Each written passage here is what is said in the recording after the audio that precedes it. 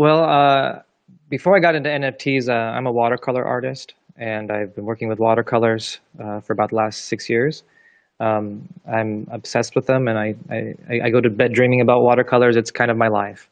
And so I work primarily here in Laos as a teacher part-time so that I can have the work visa to continue to do my watercolor art.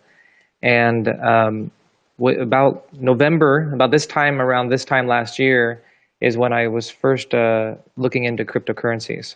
And that is when I stumbled across Ethereum again.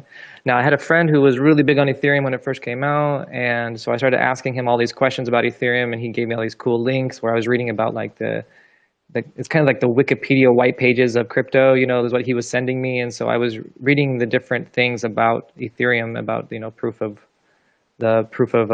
work, proof of storage, proof of burn, things like this that has to deal with the cryptocurrencies in general.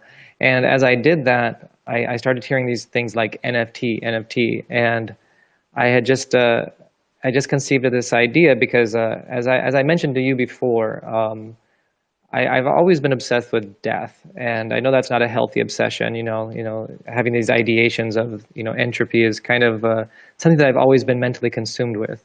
And I thought it would be an interesting project to follow that entropy and the blockchain, because the blockchain is kind of like life. It's like, you plant a seed, it grows, and as things are recorded on the blockchain, it continues to grow, and it's kind of combating that information degradation. And so from that perspective, the blockchain, crypto technology, to me was like life, it was kind of symbolic to me, almost a metaphor of how life kind of combats entropy. And I mean entropy in the poetic sense. I don't mean it in the cosmological, equilibrium of the universe, everything just kind of, in its own little space. I mean it as, things are built up into organized order and then kind of degrade and disorder. So that's why I looked at the blockchain is in this way. And so I thought this would be a neat project as I conceived it, to create something to fight against entropy, to create something, and then look at the blockchain, which could record it hypothetically forever as long as that information remains intact, And so that's why I conceived of doing the project this way, this particular art project.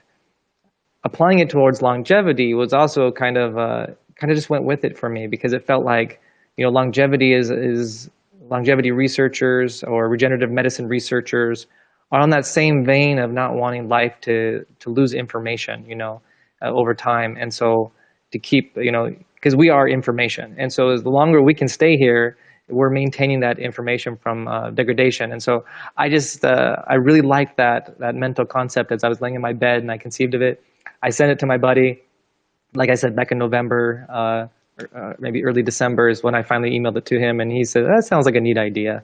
You should try it. And so that started the whole process of conceiving and trying to work out this project to get to where we are today.